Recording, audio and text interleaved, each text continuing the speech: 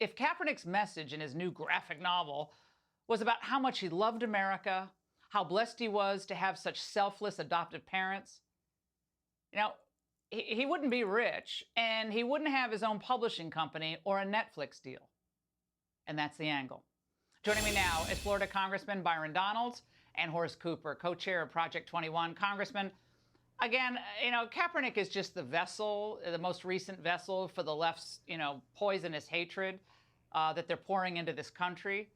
But when adoptive parents of a minority child get hit across the face, again, we don't know what happened in his household, you kind of see where this has all taken us. I mean, look, Laura, first things first. I mean, his parents decided to adopt him out of the goodness of their heart. They raised him.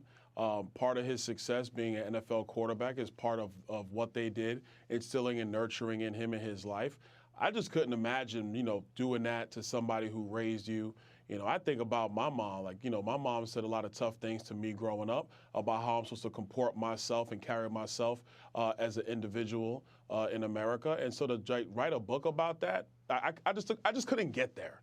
And so that's the thing that's problematic about this, because they decided to make a decision for themselves to care for him. And so in my view, to not honor them, I just think is wrong.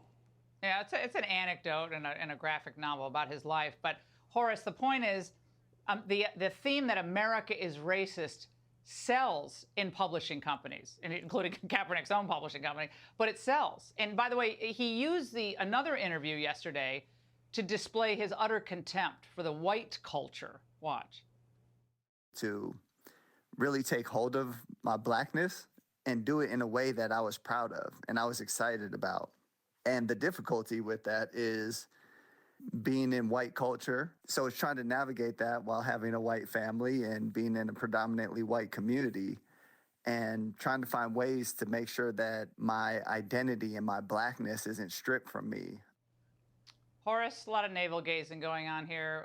What do you make of all of this? It just tells me racism is so awful in America that Colin Kaepernick's little coloring book is likely going to be a bestseller because everybody is on the racism train. I look at this story of his life, and what I see is a life that many millions of Americans would be grateful for, would find it an amazing story of the possibilities of what makes America.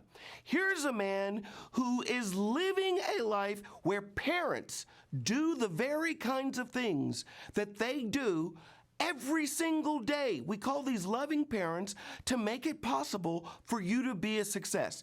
If my mother and father and my grandmother hadn't intervened to influence me, which, by the way, Colin Kaepernick would probably call them racist too, even though they're all black, I wouldn't be sitting right here today.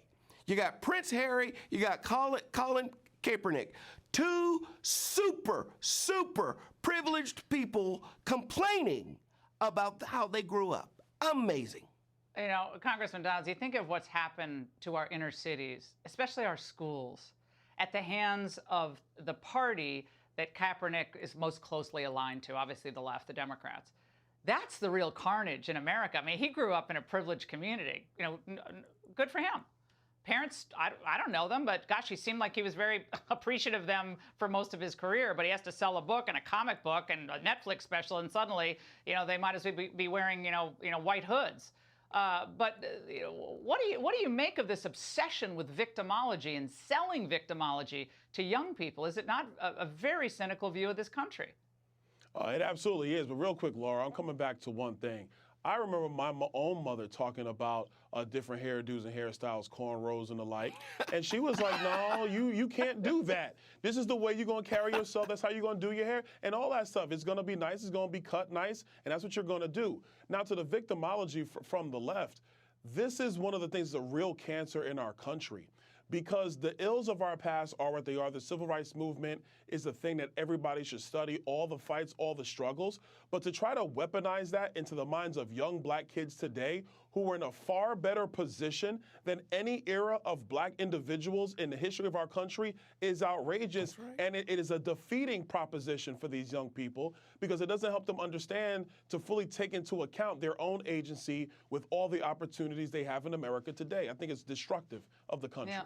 Again, where's hope and change? Obama was all about optimism and tomorrow is going to be better than today. Apparently, nothing's ever going to get better under their policies, and so they just have to stay on the, as Horace called it, the race train. Congressman and Horace, thank you.